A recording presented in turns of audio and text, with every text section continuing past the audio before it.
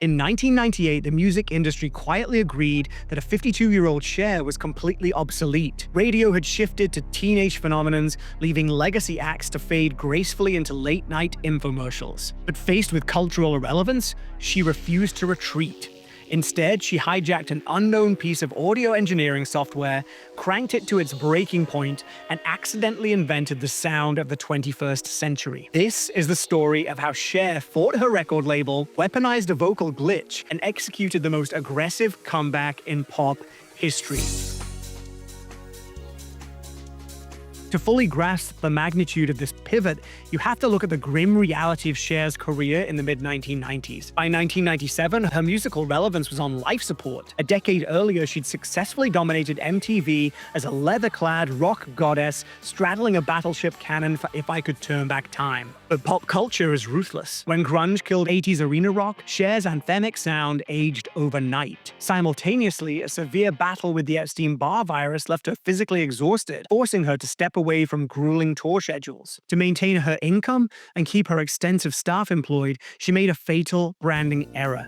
She started doing infomercials for Laurie Davis hair care and artificial sweeteners. It was a devastating blow to her cultural capital. The public stopped seeing an Oscar-winning actress and a chart-topping rock star, and they saw a late-night television pitch woman. Her mystery evaporated. When she attempted to return to serious music with her 1995 album It's a Man's World, the American market effectively rejected it. The album flatlined in the US. The industry consensus was harsh but uniform. Cher was now a heritage act. Her time on the Billboard Hot 100 was permanently over. The charts in 1998 were a hostile environment for anyone over the age of 25. Max Martin was building a Swedish pop empire.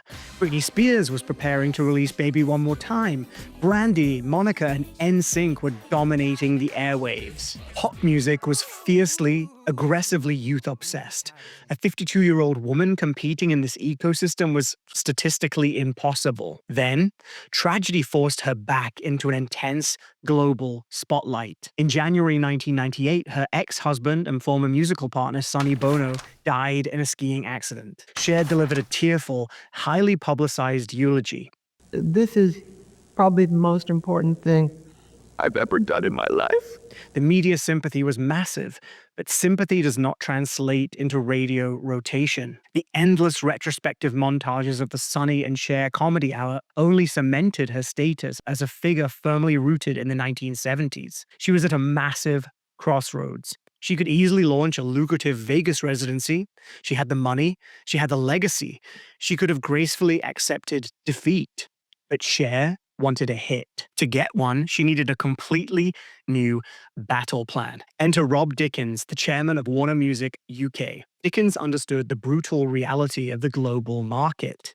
He told Cher that standard adult contemporary pop was a dead end. However, he had noticed a fascinating loophole. Whenever Cher's older, high-energy tracks played in gay clubs across London, the dance floor completely filled up. Dickens knew that club culture operates on entirely different rules than mainstream radio. In a dark club at 2 a.m., the crowd does not care if the singer is 20 or 50. They only care if the bass line commands them to move. He approached Cher with a radical strategy. Bypass traditional pop radio entirely. Build a record specifically for the club circuit, and let sheer momentum force the mainstream to pay attention. Dickens demanded a full-tilt dance record. Cher hated the idea. She was a stubborn, rock-leaning vocalist who viewed dance tracks as cheap, disposable, and entirely beneath her capabilities. She fought the concept aggressively, but Dickens held firm, issuing an ultimatum. The label was not going to fund another mid-tempo vanity project. It was the club or it was nothing. Reluctantly, she agreed to step into the vocal booth in London. She'd absolutely no idea that she was about to record a track that would fundamentally rewrite the DNA of modern pop music. The foundation for the Believe era did not start with a stroke of genius. It started with a grueling, months-long stalemate. Finding the right anchor track was proving completely disastrous. The song that would eventually become Believe was a logistical nightmare. It was a Frankenstein monster of a pop song stitched together over several months by 6 different writers. Brian Higgins, who would later build the pop production empire Xenomania, had written a massive, soaring chorus, but the verses attached to it were incredibly weak. The chorus was great, but the verse was terrible. Other writers, including Paul Barry and Stephen Torch, were brought in to salvage the structure. They completely stripped the song down, rewrote the verses, and bolted them onto Higgins' chorus. It took months of aggressive drafting just to get a demo that functioned structurally. When Cher finally heard the reconstructed demo, she was entirely unimpressed. She flew into London to record at Metro Studios, a modest setup run by producers Mark Taylor and Brian Rawling. The energy in the room was highly volatile. Cher was inherently a rock vocalist. She liked raw instrumentation, guitars, and emotional grit. Standing in a vocal booth singing over synthesized Eurodance beats felt deeply unnatural to her. The initial vocal takes for Believe were lifeless. Cher was frustrated, and Mark Taylor was struggling to pull the right performance out of a pop icon who clearly did not want to be singing this specific genre. My producer, who I never had a cross word with, kept saying, you have to sing it better. You have to sing it better. And I said, babe, if you want it sung better, get somebody else. And she abruptly left the studio for the day. Taylor and Rawling were left sitting in Surrey, staring at a massive, expensive problem. They had a decent dance track, but the vocal felt completely disjointed from the aggressive electronic production. They needed a hook. They needed something that would force club DJs to play a 52-year-old artist right next to Daft Punk. That night, Taylor began experimenting with a relatively obscure piece of software. A year prior, an engineer named Dr. Andy Hildebrand had released a plugin called Antares Auto-Tune. The software was strictly intended to be a phantom mix. If a singer missed a note by a fraction of a semitone, the producer could use the software to gently nudge the pitch into the perfect alignment without the listener ever knowing. The core rule of Auto-Tune was invisibility. The software had a specific parameter dial called retune speed. This controlled how fast the algorithm corrected the pitch. If you set the speed to a moderate level, the correction sounded like a natural human vibrato. Mark Taylor decided to turn the dial completely down to 0. At 0 speed, the software no longer glided between notes. It snapped to them instantly. When Taylor ran Cher's vocal take through the 0 speed setting, her voice became fractured. It became digitized, sharp, and intensely robotic. You keep pushing me aside and I can't break through. Jumping from note to note with a synthetic harshness that had never been heard on a mainstream pop record. Taylor was terrified. He had just severely distorted the iconic, instantly recognizable voice of one of the most famous women on the planet. He assumed she would absolutely hate it. The next day, Cher returned to Metro Studios. Taylor nervously hit play on the heavily processed vocal mix. Cher listened. The synthetic, vibrating vocal hit the speakers. The robotic manipulation during the line, "I can't break through," echoed through the control room. Cher loved it. She didn't just tolerate it, she became completely obsessed with the sound. She recognized instantly that this bizarre, robotic glitch removed the specific adult contemporary aging that radio programmers were using to box her out. And then the people from the record company, they said, we don't know it's you. And I went, exactly, exactly. It sounded futuristic. It sounded like an android crying on the dance floor. She immediately demanded that they apply the extreme effect to specific phrases throughout the entire song. They had found their secret weapon. But the hardest battle was about to begin. When the finished track was delivered to the executives at Warner Music, the reaction was swift and hostile. The label brass sat in their listening rooms and heard the jarring synthetic stutters of their superstar's voice. They were completely appalled. In their minds, you do not hire Cher, a legendary vocalist with an incredibly distinct timbre, and then run her voice through a machine that makes her sound like a malfunctioning robot. They viewed the effect as an expensive,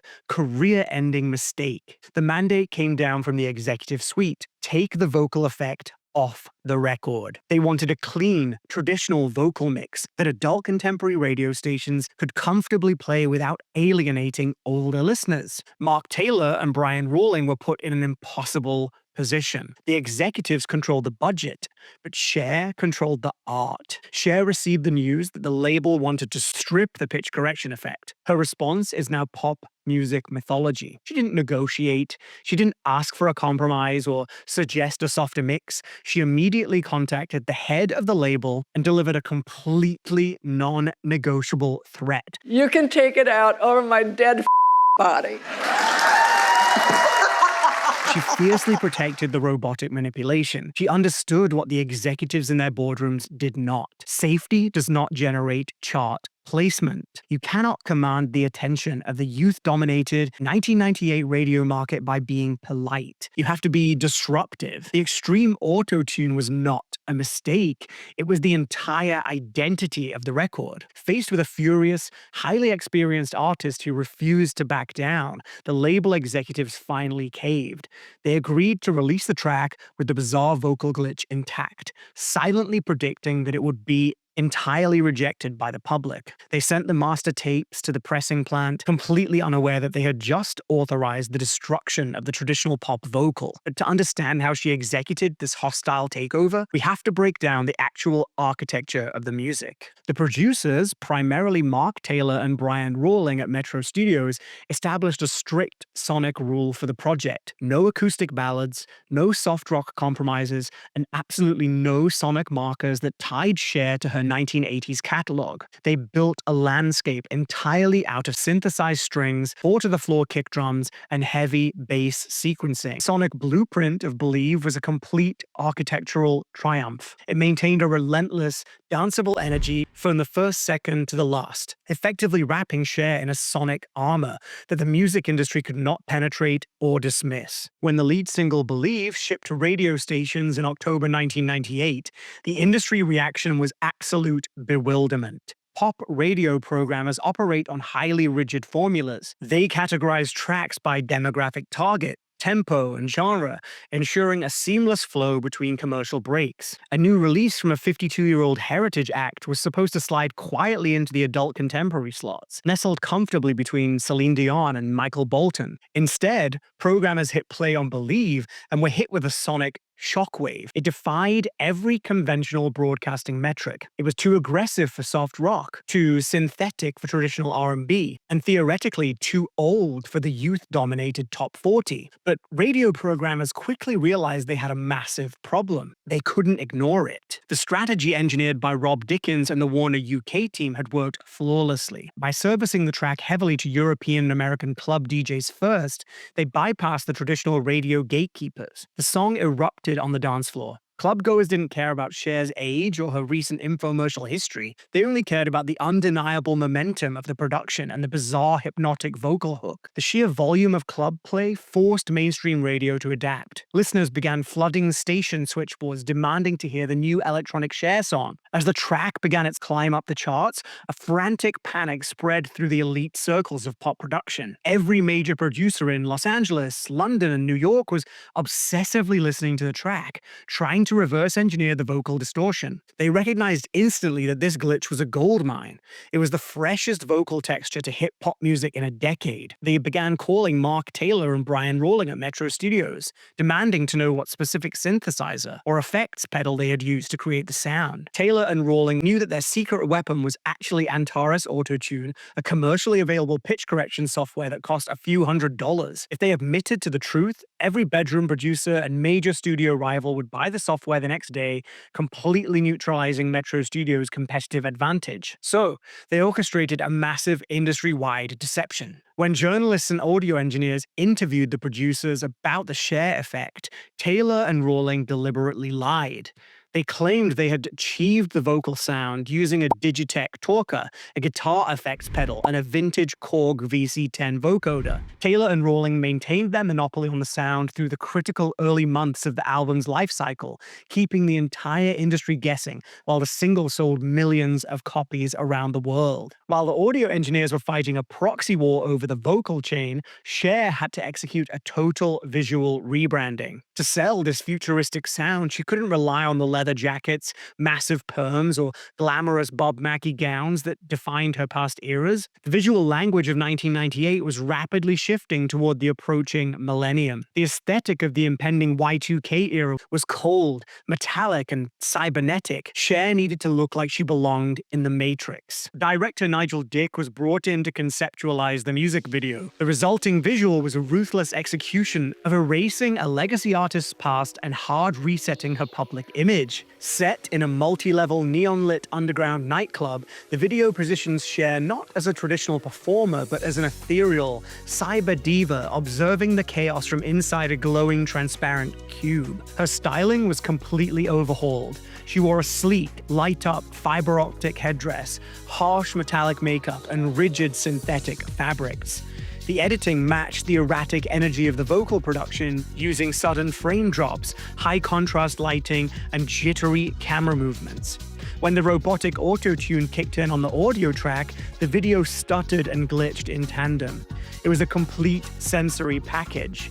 The public stopped seeing the woman who'd sold them hair care products on late-night TV, and they saw an entirely new archetype, the pop survivor upgraded for the 21st century. The commercial results were staggering, breaking records that had stood for decades. In the United Kingdom, Believe debuted at #1 and held the position for 7 consecutive weeks, becoming the biggest-selling single by a female artist in UK history. But the true battleground was the United States, where the youth-obsessed culture was historically much less forgiving to aging pop stars. The single crossed the Atlantic and began a steady, relentless march up the Billboard Hot 100. It had to battle past massive tracks from teen idols, R&B heavyweights, and alternative rock bands. But on March 13, 1999, Believe officially hit #1 in America. At 52 years and 297 days old, Cher became the oldest female solo artist to ever top the Hot 100. If you love deep dives into the ruthless strategies and secret history of pop music's biggest icons, hit the subscribe button right now so you don't miss the next one. Cher shattered the demographic ceiling that the industry had strictly enforced for decades. She proved that a female artist could age past 50 and still dictate the global sound of youth culture. The single eventually spent 4 weeks at the summit of the American charts, driving the parent album to sell over 10 million copies. The promotional cycle for the album was equally relentless. Cher performed at the Brit Awards, the World Music Awards, and the Super Bowl. Every performance heavily utilized the futuristic aesthetic established in the music video, cementing the Y2K visual brand in the public consciousness. She was no longer competing with her peers from the 1960s or 70s. She was directly competing with and frequently outselling artists 30 years her junior. When the Do You Believe tour officially launched in June 1999 at the completely sold-out America West Arena in Phoenix, the industry watched closely. Critics expected a messy, lip-synced disaster. Instead, they witnessed a perfectly engineered pop spectacle that redefined how legacy acts could tour. Cher and her creative team understood that nobody was paying premium ticket prices to see a stripped-down, intimate acoustic set.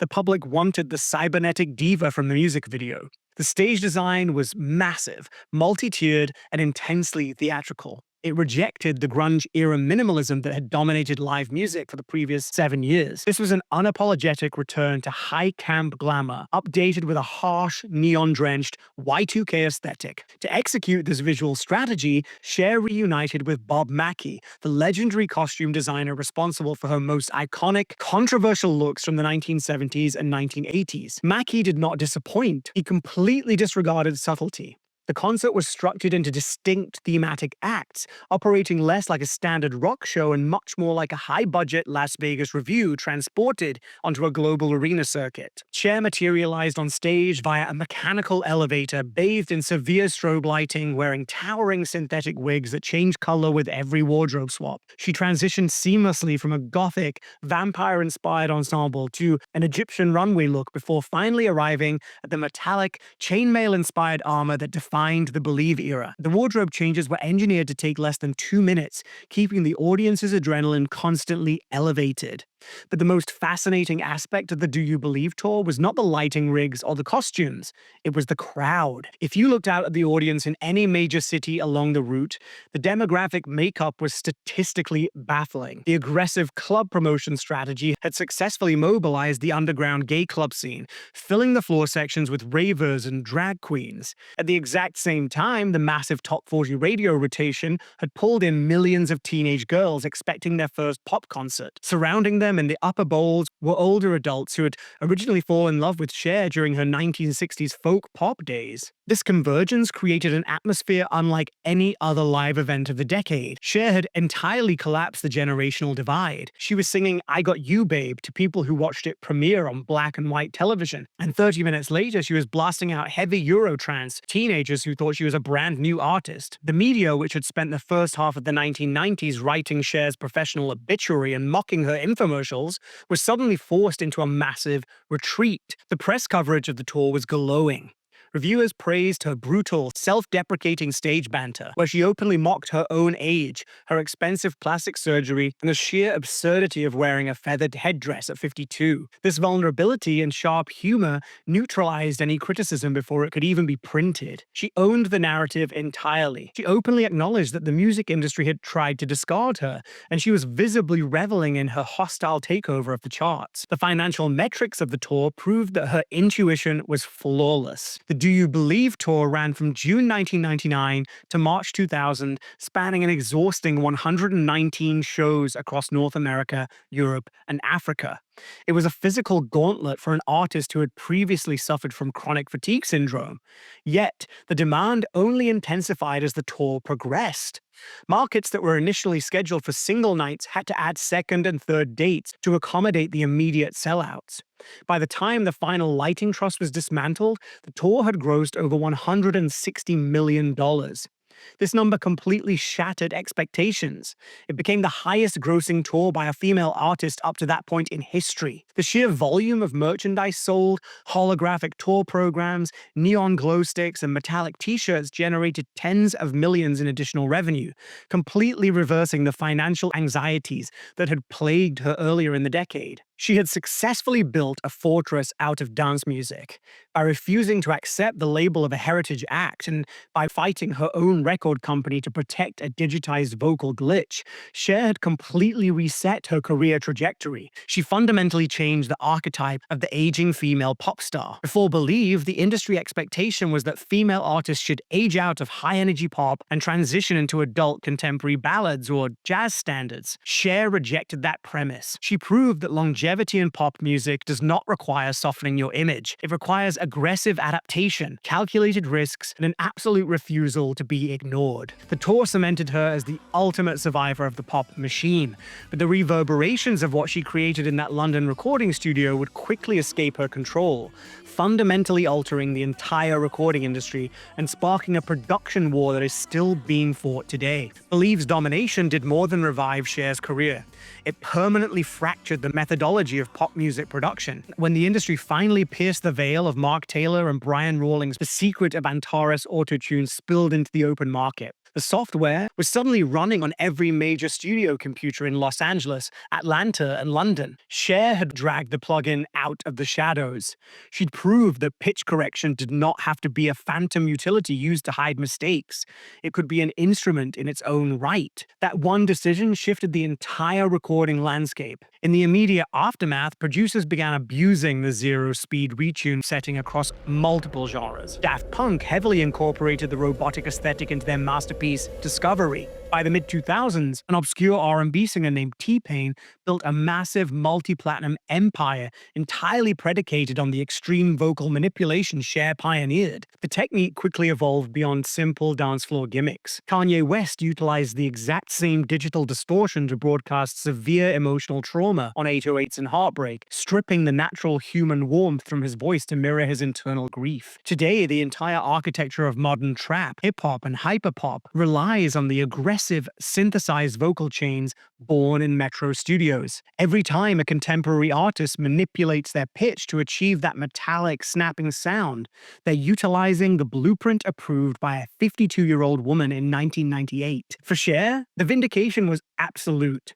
The industry that had attempted to discard her as a late-night television punchline was now meticulously copying her formula. Believe secured her financial independence, won a Grammy Award for Best Dance Recording, and completely insulated her legacy against future cultural shifts. She'd successfully stared down a hostile, youth-obsessed market and completely rewired its operating system. The infomercials were erased from public memory, replaced entirely by the image of a cybernetic survivor who bent technology to her will. Cher survived the late 90s by fundamentally outsmarting the room. She embraced European club beats, leaned into synthetic distortion, and refused to let the industry dictate her expiration date. But her massive victory in 1998 was really just the opening shot of a much larger pop music war. Because when the calendar flipped to 1999, the industry unleashed an absolute tidal wave of highly engineered teenage superstars. The battle for chart supremacy became the most fiercely competitive era in modern history, birthing the cultural phenomenon we now call the main pop girl. It was a landscape dominated by Swedish production houses, massive MTV budgets, and fierce chart rivalries. Yet right in the middle of that youth explosion, Cher was still holding court, casually outselling artists less than half her age. To see exactly how the iconic pop landscape of 1999 was built, the production secrets that drove it, and how Cher managed to thrive right in the middle of a teenage pop revolution, click the video on your screen right now.